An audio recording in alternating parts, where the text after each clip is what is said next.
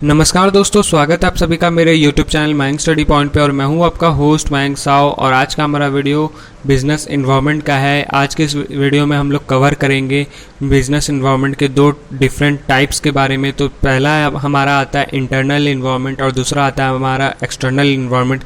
इन दोनों के बिना बिजनेस इन्वायरमेंट नहीं बन सकता है और ये बिजनेस स्टडीज़ का एक पार्ट भी है। तो चलिए वीडियो में आगे बढ़ते हैं। और वीडियो में आगे बढ़ने से पहले अगर आप सभी ने मेरे चैनल को अभी तक सब्सक्राइब नहीं किया है तो जल्दी इस चैनल को कर दिए सब्सक्राइब और प्रेस कर दिए बेल आइकन को भी, ताकि आपको हमारे आने वाले हर वीडियो का नोटिफिकेशन तुरंत मिले और आप उसे मिस ना कर सके। तो बढ़ते हैं आज के हमारे टॉपिक की तरफ। तो चलिए आज कुछ नया सीख लेते हैं।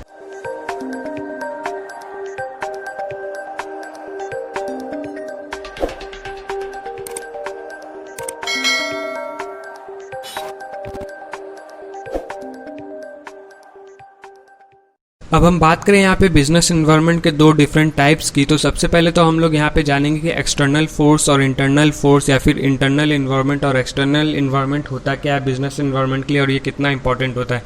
इंटरनल इन्वायरमेंट का मतलब होता है कि जो बिजनेस के अंदर, बिजनेस फर्म के अंदर, ऑर्गेनाइजेशन के अंदर जो इंटरनल अंदर से जो प्रॉब्लम्स होते हैं, जो फोर्सेस लगाए जाते हैं आपके ऑर्गेनाइजेशन को ग्रोथ देने के लिए और या फिर आपके इफ़ेक्ट लाने के लिए, आपके बिज़नेस में, आपके बिज़नेस इन्वायरमेंट में क्या इफ़ेक्ट आ रहा है वो लाने के लिए।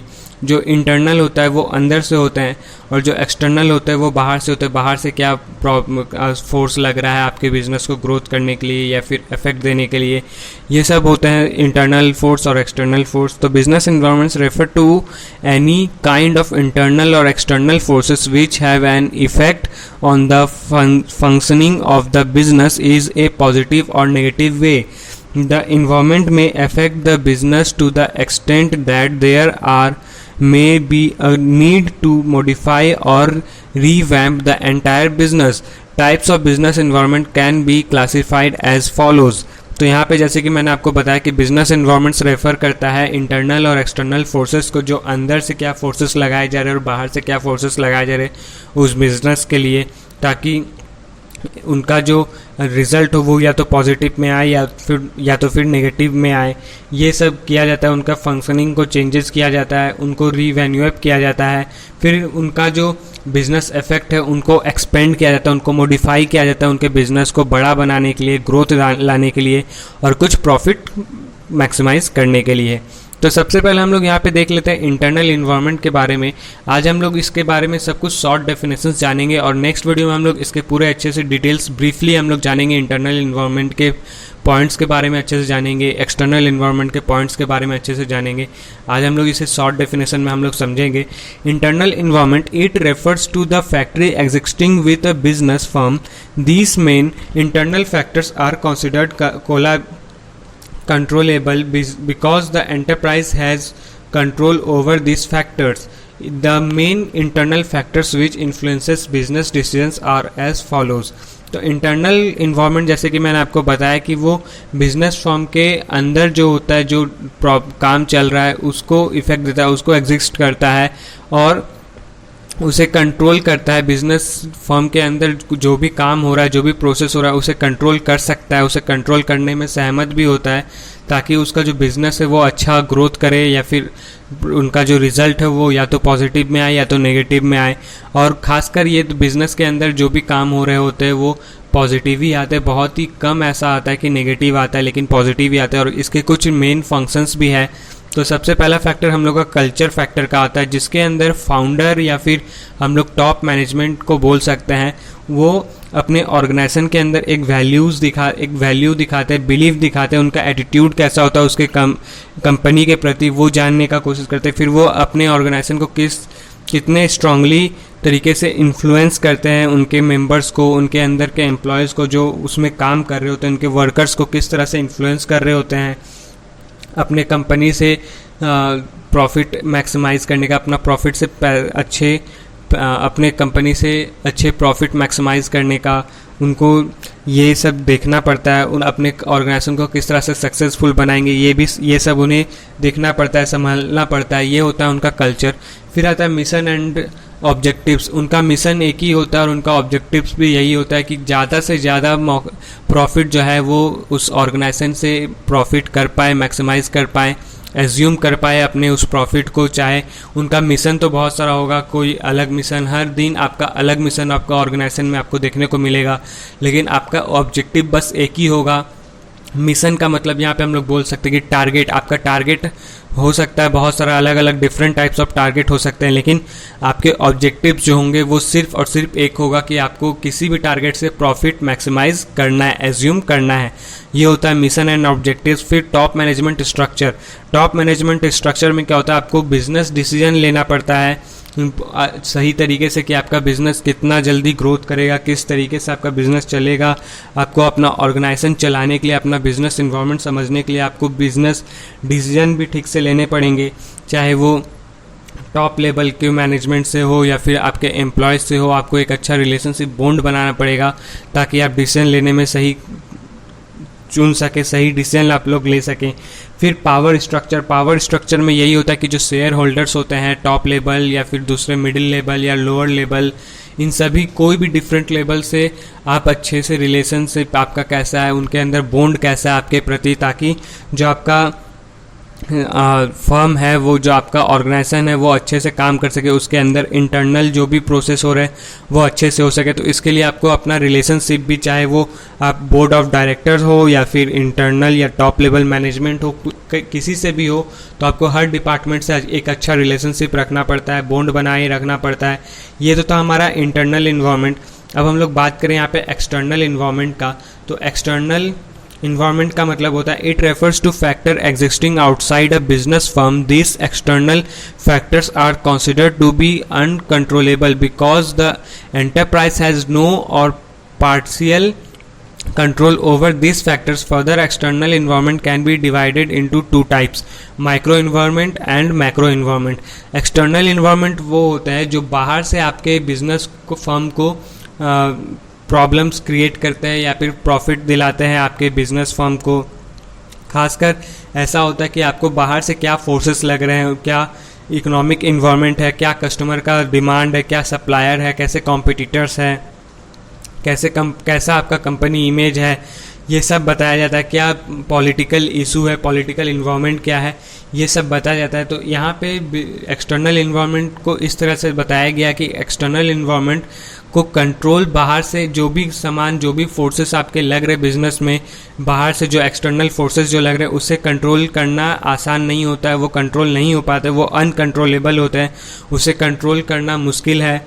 तो यहाँ पे यही बताया गया है कि एक्सटर्नल इन्वायरमेंट क्या होता है, और उन्हें हम लोगों ने दो पार्ट्स में बांटा है, micro environment and macro environment. जैसे कि मैंने आपको इंटरनल में बताया कि नेक्स्ट वीडियो में हम लोग इसके बारे में अच्छे से डिटेल्स में जानेंगे। मैक्रो इन्वायरमेंट के जो भी पॉइंट्स है उसे अच्छे से डिटेल्स में जानेंगे, मैक्रो इन्वायरमेंट के जो पॉइंट्स है उसे अच्छे से जानेंगे डिटेल्स के बारे में। तो जल्दी से आप लोग चैनल को सब्सक्राइब भी कर लीजिए। तो बात करें यहाँ पे माइक्रो इन्वायरमेंट की, तो micro environment it consist of the factors in the companies immediate environment. These factors affect the performance of the company and its ability to serve the customers. Micro environment consist of the following: customer, supplier, competitor, company image, brand equity. तो यहाँ पे micro environment जो होता है वो छोटा environment होता है जिसके अंदर आपका कस्टमर आ जाता है, सप्लायर्स आ जाते हैं, कॉम्पिटिटर्स आ जाते हैं, कंपनी इमेज आ जाता है, ब्रांड इक्विटी आ जाता है। तो यहाँ पे क्या होता है कि जो कंपनी है वो तुरंत उनका जो इन्वायरमेंट है उसको तुरंत जज करना पड़ता है। जैसे कस्टमर, आप अपने कंपनी में मान लो जीन्स बना रहे हो, अभी आप नॉर्मल प्लेन जीन्स बना रहे हो, लेकिन अभी तुरंत फैशन आ गया कि आपको लोफर जीन्स पहनना है या फिर कटिंग जीन्स पहनना है। तो फिर आप अपने कस्टमर को तो वो नहीं बोलोगे ये मैंने ज़्यादा प्रोडक्शन कर लिया है, अभी आप इसे पहन लो, उसके बाद फिर मैं नया जब प्रोडक्शन लाऊंगा तो फिर आप उसे लेना। तो यहाँ पे आपको इमीडिएट चेंजेस लाने होंगे, आपको अपने फैशन के प्रति तुरंत चेंजेस लाने होंगे, आपको वो कटिंग जीन्स लाने होंगे, वो प्लेन जीन्स को हटा के आपको कटिंग जीन्स लाने होंगे कि कस्टमर का डिमांड जो है वो फ्लक्चुएट होता रहता है, कहीं भी कभी भी कोई भी डिमांड, कोई भी सामान ट्रेंड पे चला जाता है। तो ये आपको जान के रखना पड़ता है कस्टमर के माइंड में क्या चल रहा है। फिर सप्लायर्स की, आपका सप्लायर्स कैसा, आपका जो प्रोडक्ट है वो मार्केट में किस तरीके से पहुंच रहा है, कितने जल्दी पहुंच रहा है, डिमांड से पहले पहुंच रहा है या फिर डिमांड में पहुंच रहा है, या फिर बहुत ज़्यादा डिमांड है लेकिन आपका सप्लायर जो है वो सही नहीं है, आपका जो प्रोडक्ट है वो सही टाइम पे नहीं पहुंच रहा है। इससे भी कंपनी जो है वो इफेक्टेड होता है। फिर कॉम्पिटिटर की, मार्केट में आपका कॉम्पिटिटर आपके जैसा कौन है। अगर आप जीन्स बना रहे हो, लेविस की जीन्स बना रहे हो, तो आपको देखना है कि दूसरा कोई कौन सा जीन्स बना रहा है, कैसा जीन्स बना रहा है, क्या ट्रेंड पे लेके आ रहा है, वो क्या नया प्रोजेक्ट लेके आ रहा है। फिर कंपनी इमेज की, आपका कंपनी का इमेज कैसा है, आपका जो कंपनी है, आपका जो ब्रांड इक्विटी है वो कितना, आपका शेयर होल्डर्स कितने हैं आपके, ये सब देखा जाता है माइक्रो इन्वायरमेंट के अंदर। आपका बाहर में गुडविल कैसा, आपकी कंपनी को किस हिसाब से देखा जाता है। फिर यहाँ पे हम लोग बात करें मैक्रो इन्वायरमेंट की। मैक्रो इन्वायरमेंट यहाँ पे वही होता है कि the macro environment consist of the economy and non economic variables that provide opportunities and threats to the firms. This is largely uncontrollable and therefore first must adjust their operations to these environmental factors. Macro environment consists of the following. Macro environment जो होता है वो थोड़ा सा बड़ा environment होता है, जिसके अंदर आपके economic environment, social and cultural environment, demographical environment, technological, political, legal, natural, global, international level के इन्वायरमेंट्स आपको देखने को मिलते हैं। इसमें इसे संभालना बहुत मुश्किल होता है किसी भी फर्म के लिए। इनका जो इकोनॉमी होता है वो अलग होता है, वेरिएबल उन लोग का अलग होता है, नॉन इकोनॉमिक वेरिएबल भी होता है। इनको बहुत सारा अपॉर्चुनिटीज़ और थ्रेट्स भी मिलता है फर्म को कि आपका ये प्रोडक्ट अच्छा नहीं है, तो आपका ये प्रोडक्ट में ख़राब है, तो आपको आपका कंपनी बंद करना पड़ेगा। ये वो इशूज़ आते हैं बहुत सारे। उसमें से एक इशूज़ मैं आपको अच्छे से बता दूं, जैसे कि पॉलिटिकल इन्वायरमेंट। पॉलिटिकल में जब कोई पॉलिटिकल इशू होता है, यानी कि कोई लॉ नया लाया गया, पॉलिटिक्स के द्वारा कोई नया लॉ लाया गया, तो उससे आपके कंपनी को इफ़ेक्ट होगा। जैसे कि एक बार हम लोग देख सकते हैं एग्जांपल की डेमोक्रेसी, जहाँ पे हम लोग का नोटबंदी जो हुआ था, नोटबंदी के टाइम पे बहुत सारे ऐसे पॉलिटिकल इश्यूज हुए थे। फिर नया जीएसटी आया, वैट को हटाया गया, ये सभी टैक्सेस को, तो इसमें जो होते हैं थोड़े बहुत प्रॉब्लम्स होने लगते हैं कंपनी को, जिससे उनका कंपनी जो है वो इफेक्ट होने लगता है। फिर उनका इकोनॉमी इन्वायरमेंट कैसा है।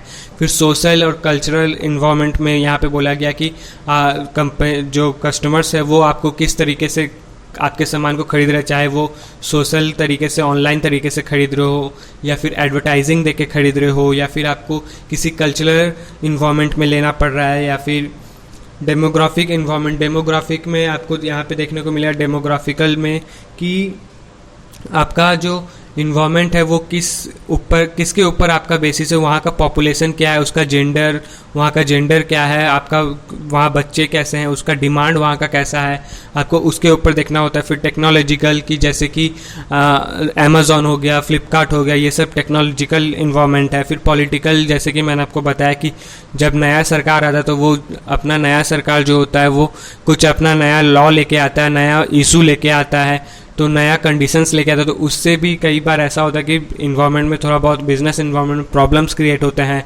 फिर लीगल इन्वायरमेंट की, आप सही तरीके से अपना बिजनेस चला रहे हो या नहीं चला रहे हो, या फिर कहाँ पे आप अपना बिजनेस लगा के रखे हो। नेचुरल इन्वायरमेंट की, आपका जो बिज़नेस है वो किस तरह से चल रहा है, नेचुरली चल रहा है। नेचुरल यहाँ पे बोलने का मतलब कि आपके ऑर्गेनाइजेशन के आसपास जो है वो इन्वायरमेंट कैसा है, मैन मेड इन्वायरमेंट है या फिर नेचुरल मेड। नेचुरल यहाँ पे जैसे बोल सकते हैं हम लोग, फॉरेस्ट होता है, गाछ वृक्ष ज़्यादा है, तो फिर आपको वहाँ पे जहाँ पे गाछ वाछ ज़्यादा होता है, जंगल एरिया, फॉरेस्ट एरिया होता है, तो वहाँ पे बारिश भी होती रहती है, कई बार थोड़ी बहुत बारिश होती रहती है, तो वहाँ का इन्वायरमेंट कैसा है। फिर ग्लोबल और इंटरनेशनल इन्वायरमेंट, कि आपका ग्लोबल इन्वायरमेंट कैसा है, आपके प्रोडक्ट्स के डिमांड कैसे है, आपका गुडविल कैसा है, आपका नाम कैसा है, ये सभी देखा जाता है।